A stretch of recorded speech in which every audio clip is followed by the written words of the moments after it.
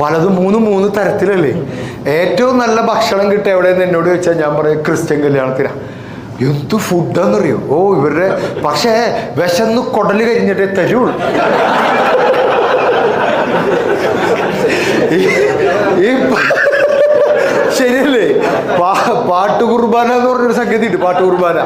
അവിടെ ഹാളിൽ food chicken ഇരുന്ന് മരവിച്ചോണ്ടിരിക്കുകയാണ്, പൊരിഞ്ഞിട്ട് കുറെ നേരമായി. പക്ഷെ ഇവിടെ ഇങ്ങനെ ആദിയിലഖിലേശൻ നരനെ അതല്ലേ സൃഷ്ടിച്ചു അവനൊരു സഖിയുണ്ടായി അവനൊരു തുണയുണ്ടായി അല്ലേ.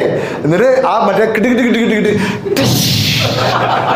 ഇതെന്താ അടിച്ചു കഴിഞ്ഞിട്ട് ഞാൻ എഴുന്നേൽക്കും. കഴിഞ്ഞു എന്ന് പറഞ്ഞ് എഴുന്നേൽക്കുമ്പോൾ ടടണ്ടായി അത് തുടങ്ങി. പിന്നെ വീണ്ടും തുടങ്ങി, വീണ്ടും ഇരുന്ന് 2-2:30 ആയിട്ട് വിശപ്പൊക്കെ കേട്ടു.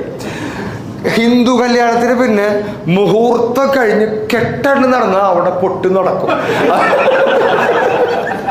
നമ്മളിങ്ങനെ റെഡി 1 2 3 എന്ന് പറഞ്ഞിട്ട് ആ മറ്റേ ഭക്ഷണത്തിന്റെ അവിടെ ഇങ്ങനെ നിൽക്കും. അവിടെ കെട്ടി നടക്കുന്നു. കെട്ടെല്ലാവരും കാണും കേട്ടോ. അതാണ് ഹിന്ദു കല്യാണത്തിന്റെ ഒരു ഗുണം. കല്യാണം കഴിച്ചവർ കല്യാണ ചെക്കനെ പെണ്ണിനെ കാണും. മുസ്ലിം കല്യാണം എന്തൊരു സുഖം എന്ന് പറയും. ഒരു സൈഡിൽ കെട്ട് താലി മാല അത് ഇത് അതൊക്കെ നടക്കും, ഇപ്പുറത്തെ സൈഡിൽ ഫുഡ് അടിയും നടക്കും. അതും ഇതും തമ്മിലൊരു ബന്ധവുമില്ല.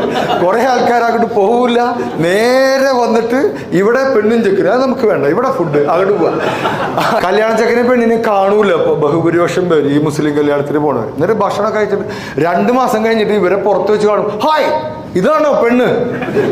അപ്പൊ അവര് നീ വന്നില്ലേ? വന്നിരുന്നു, പക്ഷെ കാണാൻ പറ്റിയില്ല.